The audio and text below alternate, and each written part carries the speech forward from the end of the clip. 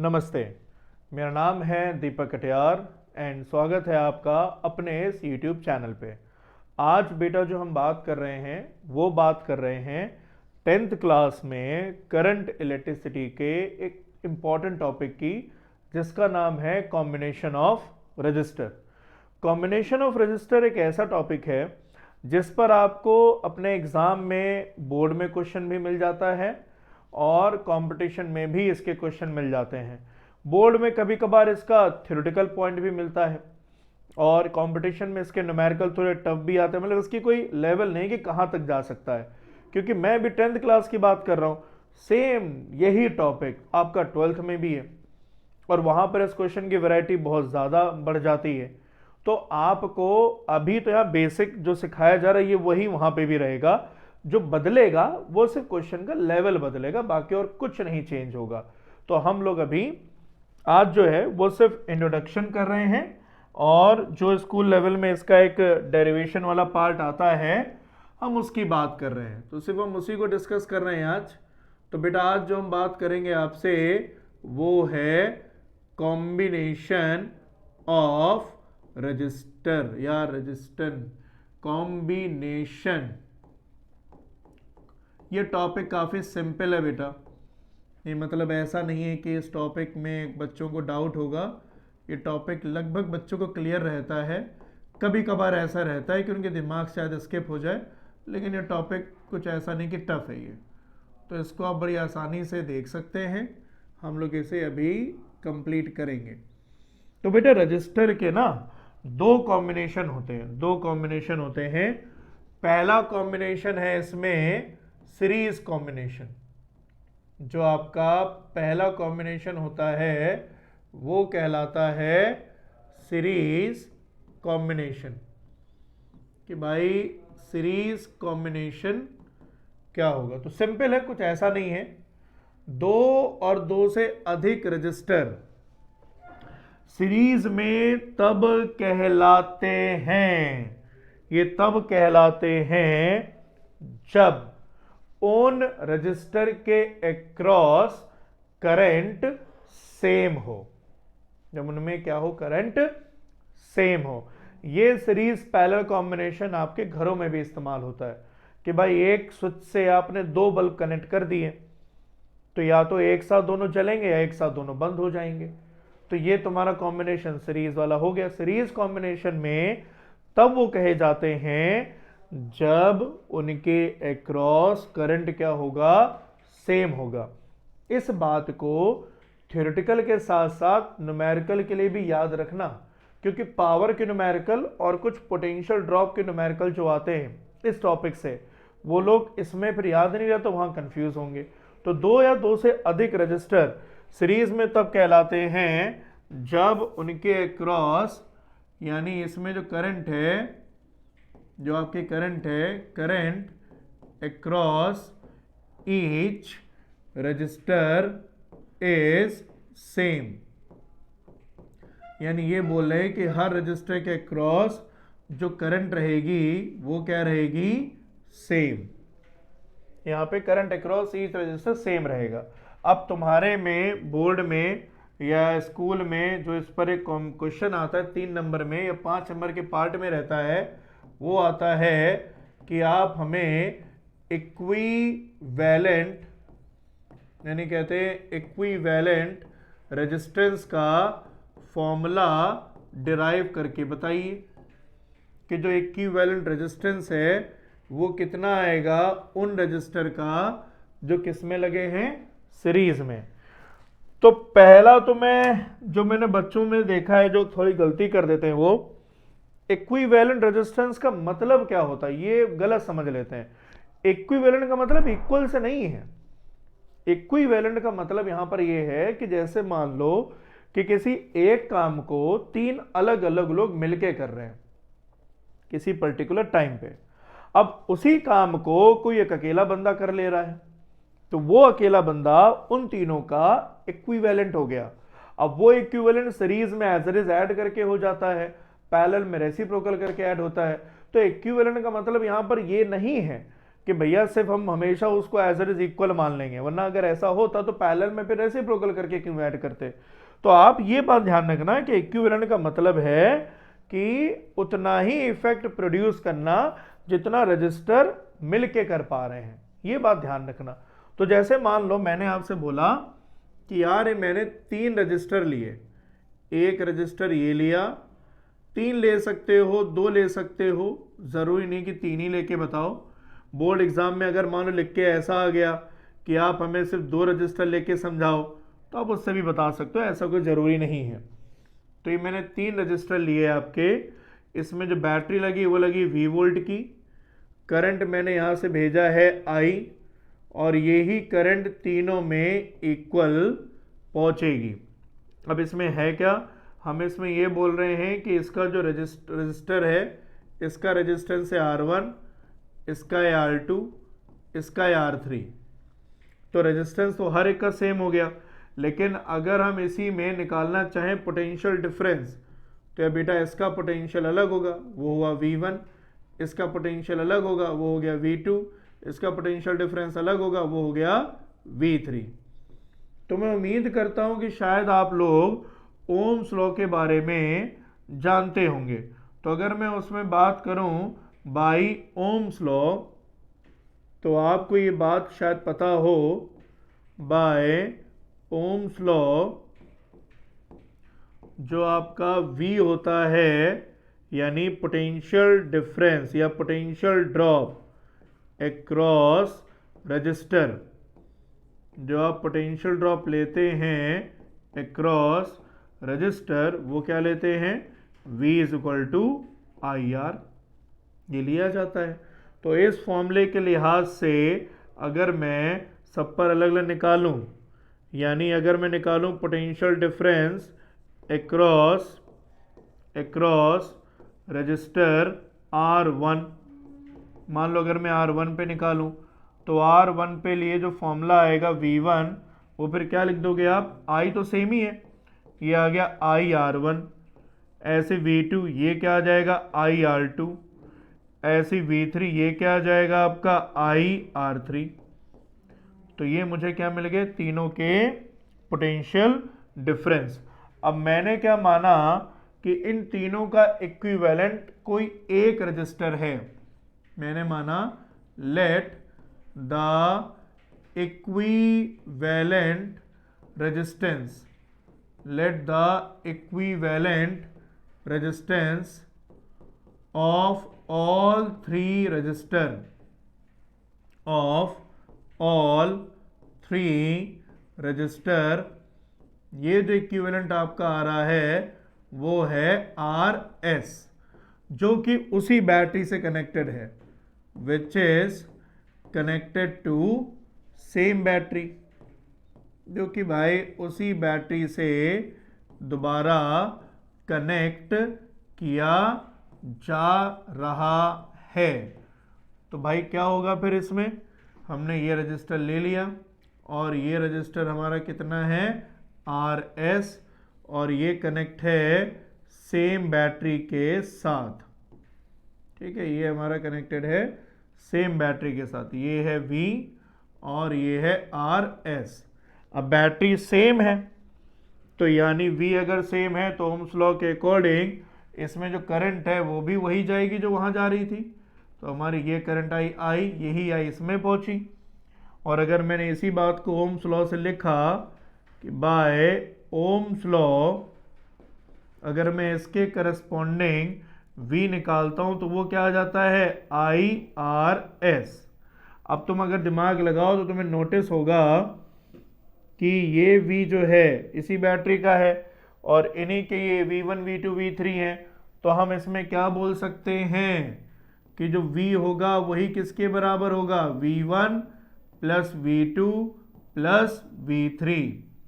तो V की value मेरी कितनी है IRS, ये वैल्यू कितनी है IR1, ये वैल्यू कितनी है IR2, ये वैल्यू कितनी है IR3। मैंने क्या किया, वहां से I ले लिया कॉमन और अंदर क्या बच गया R1 plus R2 plus R3। तो आई कैंसिल होके क्या आ जाएगा, आर एस बराबर क्या आ गया, R1 plus R2 plus R3। यानी जो इक्विवेलेंट रेजिस्टेंस आ रहा है इन तीनों रजिस्टर का, वो कितना आ रहा है, R1 plus R2 plus R3। किस केस में, सीरीज कॉम्बिनेशन में। अब अगर हम इसी में पैरेलल कॉम्बिनेशन की बात करें, मतलब अगर हम इसमें यहीं पे ले लें पैरेलल कॉम्बिनेशन, तो पैरेलल कॉम्बिनेशन आप समझते हो कि पैरेलल कॉम्बिनेशन में तब रजिस्टर कहलाते हैं जब हर एक रजिस्टर के अक्रॉस जो पोटेंशियल डिफरेंस आएगा वो क्या हो जाए, सेम हो जाए। यानी पोटेंशियल डिफरेंस हर एक के अक्रॉस क्या हो जाएगा, सेम हो जाएगा। तो हम क्या बोलेंगे इस केस में, जो पोटेंशियल डिफरेंस है वो हर एक रजिस्टर के across each resistor is same, each resistor is same. Potential drop across each resistor इसमें क्या होगा, सेम होगा। तो जैसा हमने पहले अभी किया था इक्विवेलेंट, हम यहां पे भी इसका क्या निकालेंगे, इक्विवेलेंट। यहां पे भी हम इसका क्या निकाल रहे हैं, इक्विवेलेंट। क्या आखिर इक्विवेलेंट क्या आएगा। तो देखो बेटा कैसे करेंगे, हमने क्या किया, इसमें 3 रजिस्टर लिए, जैसे पहले 3 लिए तभी भी 3 ले लिए। मैं फिर कह रहा हूं जरूरी नहीं कि 3 लो, आप 2 से भी काम कर सकते हो। अगर एग्जाम में उन्होंने 3 लिख दिए तो 3 तो फिर लेने पड़ेंगे, 2 लिख दिए तो 2 लेने पड़ेंगे। लेकिन अगर कुछ नहीं दिया गया है, सिर्फ इक्विवेलेंट बोल रहे निकालने के लिए, तो अपनी सहूलियत के अकॉर्डिंग जितने भी आपको लगे उतने आप इसमें कंसीडर कर सकते हो। लेकिन भावनाओं में बह के कहीं 4-5 मत ले लेना, वरना बेवजह का टाइम बर्बाद होगा। तो ये हमने 3 रजिस्टर लिए, इसमें इस रजिस्टर का नाम है R1, इसका ले लिया R2, इसका ले लिया R3 और वोल्टेज है V। करंट यहां से निकली हमारी कितनी, I, यहां से भी क्या पहुंची, I। तो अगर तुम दिमाग लगाओ तो तुमको नोटिस होगा कि यार जैसे ये पहुंचेगा पॉइंट A पर, तो पॉइंट A पर इस करंट को 3 रास्ते मिलेंगे जाने के लिए। तो भैया मजबूरी है, इनको तीनों पार्ट में अलग अलग जाना पड़ेगा। इसमें गया करंट आपका I1, इसमें गया करंट आपका I2 और इसमें गया करंट आपका I3। तीनों पार्ट में करंट फिर गया हमारा। अब क्योंकि ये तीनों पैरेलल में लगे हैं तो यार पोटेंशियल डिफरेंस तो हर एक के क्रॉस क्या होगा, सेम। में बात बोल सकते हैं since all are connected in parallel, all are connected in parallel, तो हम क्या कह देंगे, hence potential difference, hence potential difference across each resistor is same. हर एक रजिस्टर के अक्रॉस जो पोटेंशियल डिफरेंस होगा वो क्या हो जाएगा, सेम हो जाएगा। लेकिन करंट बेटा अलग आएगी। लेकिन अगर हम करंट निकालें, but current across resistance R1, अगर हम करंट निकालते हैं करंट अक्रॉस रेजिस्टेंस R1, तो बाई ओम्स लॉ से क्या लिखते हो आप, V is equal to IR लिखते हो। तो इस केस में क्या होगा, V is equal to I1 R1, क्योंकि V तो सेम है। तो I1 कितना आ गया सीधे फिर आपका बेटा, V बाई R1। सिमिलरली अगर आप यहीं पे फिर I2 निकालें, सिमिलरली अगर आप I2 निकालेंगे तो वो क्या आएगा, V bye R2, and I3 निकालेंगे तो वो क्या आएगा, V बाय R3। ये हमारे करंट आ जाएंगे। अब हमने मान लिया कि इनका जो इक्विवेलेंट है, यानी जो इसमें इक्विवेलेंट है, let equivalent resistance, let equivalent resistance equivalent resistance of all three register is RS। तीनों का इक्विवेलेंट रेजिस्टेंस क्या होगा, हमने मान लिया RS, सॉरी RS तो पहले लिया था, इस बार RP ले लेते हैं, है ना, RP, which is connected to same battery, जो कि कनेक्ट है आपका सेम बैटरी से, connected to a same battery. तो अगर ये बेटा सेम बैटरी से कनेक्टेड है तो उस केस में क्या होगा, मैंने ये एक रेजिस्टेंस ले लिया RP और मैंने इसको कनेक्ट किया है सेम बैटरी से जिसका पोटेंशियल डिफरेंस कितना है, सेम, वही V वाला, तो करंट तो बेटा वही जाएगी। तो अगर मैं इसे अगेन ओम्स लॉ से लिखूं, मतलब इसमें अगर मैं दोबारा ओम्स लॉ से निकालूं कि बाय ओम्स लॉ, यहाँ पर अगर हम बात करेंगे तो आप खुद बताओ, जैसे वहाँ लिखा तो वैसे ही आएगा, V is equal to I R P. तो भाई I किसके बराबर आ गया, V बाई आर पी के। अब I इज इक्वल टू अगर V बाई आर पी है तो आप अगर अपने डायग्राम पे ही ध्यान से देखो तो यही वाला I 3 हिस्सों में डिवाइड हो रहा है। तो हम इस बात को कैसे लिख सकते हैं यहाँ पे कि जो हमारा I है ये डिवाइड हो रहा है I1 plus I2 plus I3 में। I1 क्या है आपका V बाई आर पी, ये आपका क्या है V बाई R1, ये आपका क्या है V बाई R2 और ये आपका क्या है V by R3। V by R P आपने इसे बना रहने दिया, यहाँ V कॉमन लिया, ये आ गया 1 by R1 plus 1 by R2 plus 1 by R3।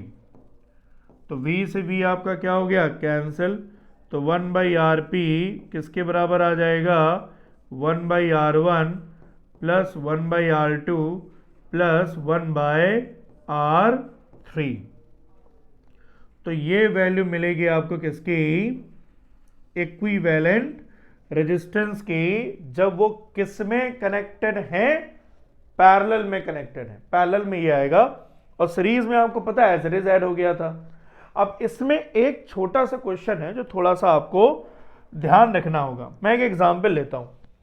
Suppose मान लो मैंने आपसे बोला कि यार आपके पास, मैं आपको 2 रजिस्टर दे रहा हूं। एक एग्जांपल लेते हैं, यहाँ पे हमने आपको 2 रजिस्टर दिए, एक दिया R1 कितना 2 ओम का और एक दिया मैंने R2, ये कितना दिया मैंने 4 ओम का।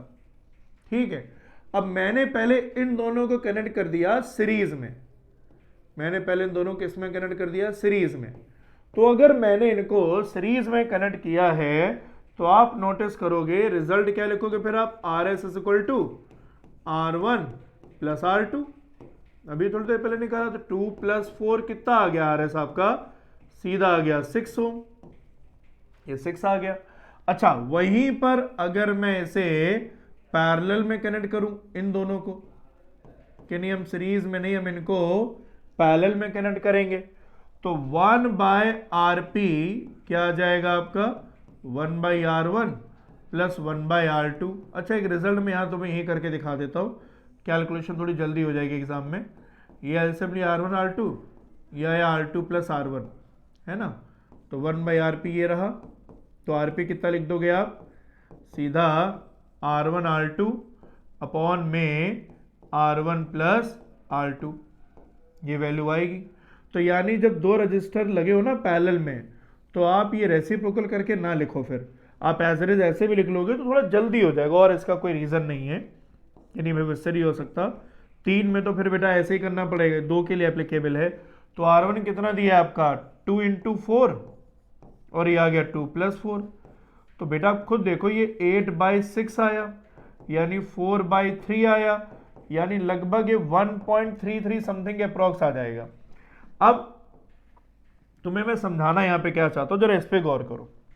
तुम्हें मुझे यहाँ पे समझाना ये है कि RS आ रहा है 6 ओम और जो आरपी आ रहा है वो आ रहा है 1.33। जरा ऊपर अब डेटा पे देखो, ध्यान दो, जो तुम्हें डेटा गिवन है उसमें R1 है 2, R2 है 4, यानी बड़ा कौन है? R4 है। अब बड़ा अगर R4 है, RS बड़े वाले से भी बड़ा आ गया। जो RS है वो तुम देखो तो बड़े वाले से भी बड़ा आ गया। यानी कि अगर मुझे सर्किट में रेजिस्टेंस को बढ़ाना हो या फिर करंट को घटाना हो तो किस में लगाऊंगा रजिस्टर को? मैं सीरीज में। वहीं पर अगर मैं इधर देखूं तो तुम नोटिस करो कि आरपी में जो वैल्यू आई है वो लो वैल्यू से भी कम है।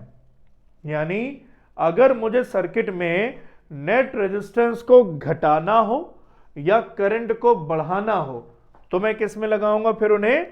पैरेलल में। तो मेन मुद्दा यहां पे क्या है, समझाने का मतलब क्या है कि अगर सर्किट में रेजिस्टेंस आप इंक्रीज करना चाहते हो तो लगाओ फिर सीरीज में। अगर सर्किट में आप रेजिस्टेंस घटाना चाहते हो तो लगाओ फिर उनको पैरेलल में। या दूसरा सेंटेंस, अगर सर्किट में करंट को बढ़ाना है, अब करंट नाम ले रहा हूं, अगर करंट को बढ़ाना है तो रेजिस्टेंस लगाओ पैरेलल में, और सर्किट में अगर करंट को घटाना है तो रजिस्टर लगाओ सीरीज में।